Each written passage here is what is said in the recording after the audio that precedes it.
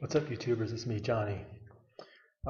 Tonight I want to just do a little video on how much it costs to live in Guatemala. There's a lot of hate and anger and rage if you check out videos on how cheap it costs to live in places like Mexico, Guatemala, or Honduras, uh, El Salvador, or any place in Latin America. And you see the same hate and rage like when it comes to how cheap it costs, how little it costs to live in, say, the Philippines or Thailand or Cambodia. Well, I want to address that. Can you really live on 500 or $1,000 a month? The answer is maybe. It depends on what you want and what you consider a good quality of life and how long you want to do it for. So I would wholeheartedly agree. With a little work, determination, and grit, you can actually live on 500 or 600 bucks, and you can have a fairly decent life. Now, will you live like a king on that? No, I'm not claiming that. Just as an example, like my little apartment here, as you can see, there's the outside. There's my door. Well, it's not a true little tour or nothing, but as you can see, it's a nice sized room. Got my own bathroom. It's really quiet where I'm at. I'm in Shela, Guatemala for what it's worth. Anyways, a place like this will run you, it's a 2-bedroom place, and a bathroom, a little kitchen area. It'll run you about 150 bucks. Now, can you get places cheaper, like for 50 or 100? Yeah, I don't know if you'd want to live there though. These are kind of the ghetto areas. But for entry level, middle class, standard of living type apartment, you can get it for like 150, 200 bucks almost anywhere in Latin America, and I mean to include Mexico. People are going to tell you you can't live a block from the beach for like 200 bucks, but I'm telling you you can. It's a matter of negotiation. It's a matter of approaching the right people at the right time of year. It's a matter of being willing to sign a lease. In other words, it's all down to negotiations. Now, for me, hold on a second. Just have my ginger canola tea with a little lime in it. That's good. Just as an example, you can buy canola here for it's about a quarter for like an ounce. Let me think now. Yeah, quarter to 50 cents an ounce, I think. Anyways, it's dirt cheap. Or maybe that's what the gingers, I forget, but ginger and cinnamon are really, really cheap here, and as is all the fruits and vegetables you can get here. Even when you pay gringo prices, you're not going to pay much. Mostly, if you're a single guy, you're going to spend 20 to 30 bucks a week on your vegetables, fruits.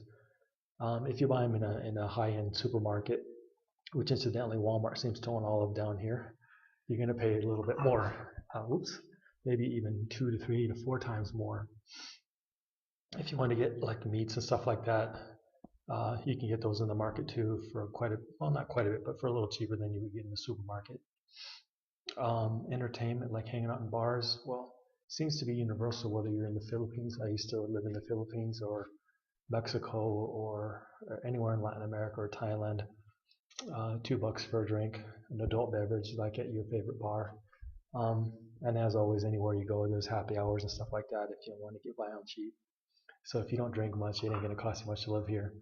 I don't know why people think it costs like $2,000 a month to live here. It really doesn't. If you have a Social Security budget of say $1,500 a month, you can live rather well here.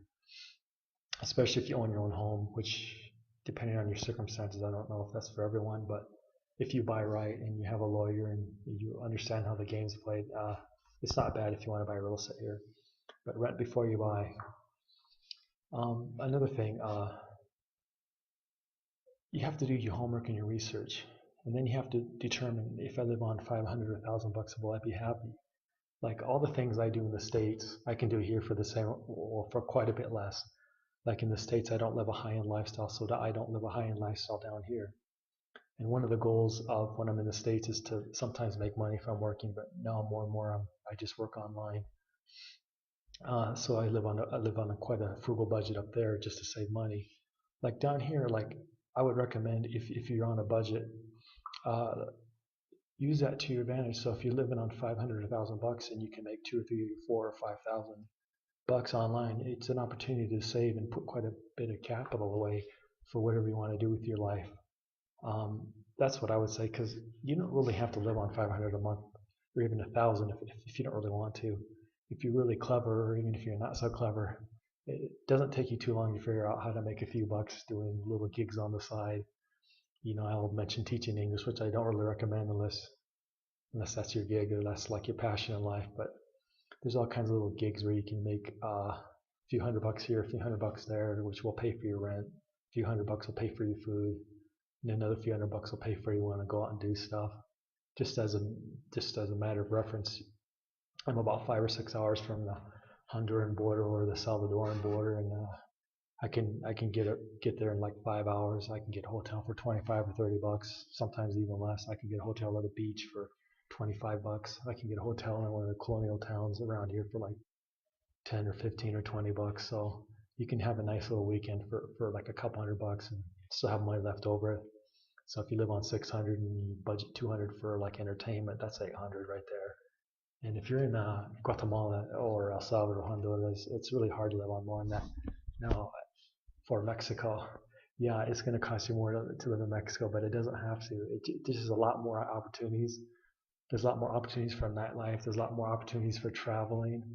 There's a lot more opportunities for entertainment. It's just Mexico is just more expensive because there's just a lot more things to do. Here in Guatemala, there's a lot less opportunities for things to do, so it's hard to spend a lot because you don't have a lot to do anyways. It don't cost that much to drink if that's your thing. It don't cost that much. Oops. It doesn't cost that much uh, for hardly anything. So if like you have hobbies like going to the gym or martial arts or things like that or writing, it's just really not going to cost you much. Your basics are going to cost you like 600 to 800. And I'm pretty aware of families down here who live on 500 or 600, and these are foreigners. That's what's really amazing. Uh, you can meet foreigners who living on 500 or 600 bucks. Some even really down on the luck living on 300. I wouldn't want to have to do that, but if you really want to live cheap, you can. And like I'll say a few words about Southeast Asia. I used to be in the Philippines, and I have a lot of friends now who live in Thailand. And I can just assure you, you can get a hotel in Thailand for 150 bucks a month, easy, 200 easy, and you can have a place to crash. You can get a job for $1,000 a month, pretty easy. You can do that in Cambodia. You can do that in Vietnam. You can do that in Thailand. So it's all where you want to live. That's one difference. It's not impossible, but it's a little harder here to get like a hotel where you can rent by the month. They do have them here, but like in Southeast Asia, it's a lot more common. So you can get really cheap accommodations. Now, when I was in the Philippines, I rented apartments, 1 and 2 bedroom apartments all the time for between 80 and 120. But let me just point out, there's kind of a learning curve, so you got to put that in your budget. So when I first went to the Philippines, I would spend like 300 a month. So as I learned more, as I gained more experience and confidence, I was able to get apartments for like 80 to 120 bucks. And there's little skill that and some secrets there, which I won't go into here, but I would say, just as a generalization, fruits and vegetables and stuff in the markets in Southeast Asia are quite a bit less. Street food's quite a bit less. Sit-down restaurants are quite a bit less in places like Southeast Asia. There's a lot more variety, and I think the nightlife and things of that nature are way more. How can I put this? Not exotic, but they're a lot more sophisticated. Things here in like Central America aren't exactly sophisticated, so that's why I say it doesn't cost you a lot to live here because there ain't much to do. You're gonna find yourself throwing your own parties and setting up your own disco ball in your place and entertaining yourself that way. So for all the haters out there, yeah, leave a comment. Tell me what you think. Most of you guys, if you've never left the country, I can understand why you just don't believe me. But come on down, check it out. You can live on $1,000 very, very easy. Now all this is based on if you're a single dude.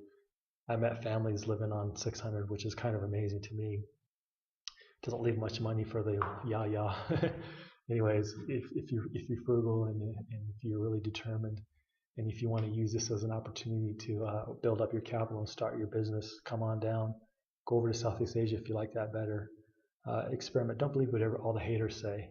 If you have an optimistic outlook on life and you're determined and you really want the opportunity to start a business or to do some business overseas, or to start a brick and mortars business overseas, come on down. Taxes are a lot more affordable here. Regulations are just merely suggestions. And get a good lawyer. Get yourself a second passport and a residency. Don't get ripped off by the locals. Get a lawyer. A lawyer will pay for himself in a heartbeat. And if you can afford a maid will pay for herself in a heartbeat, whether you're here, whether you're in Southeast Asia.